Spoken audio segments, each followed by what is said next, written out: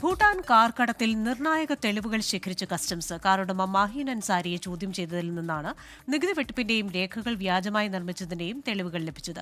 ഡൽഹി കേന്ദ്രീകരിച്ചുള്ള ഇടനില സംഘത്തിനായി അന്വേഷണം ഊർജിതമാക്കി റെയ്ഡിന് പോലീസ് സഹായം തേടിയിരിക്കുകയാണ് കസ്റ്റംസ്. ഇന്ന് നടത്തിയ പരിശോധനയിൽ നടൻ ദുൽഖർ സൽമാന്റെ വാഹനം അന്വേഷണ സംഘം കണ്ടെത്തി. ഓപ്പറേഷൻ നംഖോറിന്റെ ഭാഗമായി നടത്തിയ പരിശോധനയിലാണ് ദുൽഖർ സൽമാന്റെ വാഹനം കണ്ടെത്തിയത്.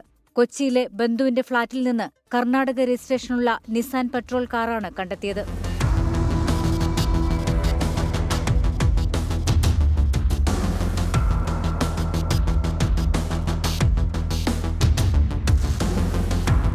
കുണ്ടന്നൂരിൽ നിന്ന് പിടികൂടിയ ഫസ്റ്റ് ഓണർ ലാൻഡ് ക്രൂയിസർ ഉടമ മാഹിൻ അൻസാരിയെ ചോദ്യം ചെയ്തതാണ് വഴിത്തിരിവായത്.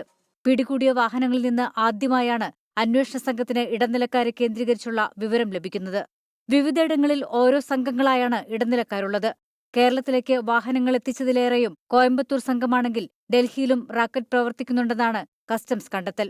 ഭൂട്ടാൻ അതിർത്തി പങ്കിടുന്ന സംസ്ഥാനങ്ങളിൽ നിന്ന് ഏജന്റുമാർ വഴിയാണ് വാഹനം എത്തിക്കുന്നതും രജിസ്റ്റർ ചെയ്യുന്നതുമെല്ലാം. പണം നേരിട്ട് നൽകിയാണ് ഇടപാടുകളേറെയും. ഇത്തരത്തിൽ പണം നൽകി കബളിക്കപ്പെട്ടുവെന്നാണ് മാഹിൻ അൻസാരി കസ്റ്റംസിന് നൽകിയ വിവരം. കസ്റ്റംസ് ശേഖരിച്ച മാഹിന്റെ ബാങ്ക് ഇടപാട് രേഖകളും ഫോൺ കോൾ വിവരങ്ങളും വിശദ പരിശോധന നടത്തുകയാണ്. റെയ്ഡ് വിവരങ്ങളറിഞ്ഞ് പലരും കാറുകൾ ഒളിപ്പിച്ചെന്നറിഞ്ഞതോടെ പോലീസ് സഹായം തേടിയിരിക്കുകയാണ് കസ്റ്റംസ്.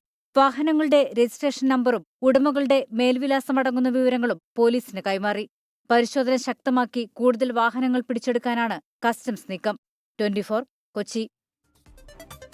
ലോകത്തെവിടെയായാലും ഏത് സമയത്തും 24 വാർത്തകളും ഓഗ്മെന്റഡ് റിയാലിറ്റി പാക്കേജുകളും എക്സ്പ്ലെയിനറുകളും വിശദമായി കാണാൻ ഞങ്ങളുടെ യൂട്യൂബ് ചാനൽ നിങ്ങൾക്ക് സബ്സ്ക്രൈബ് ചെയ്യാം.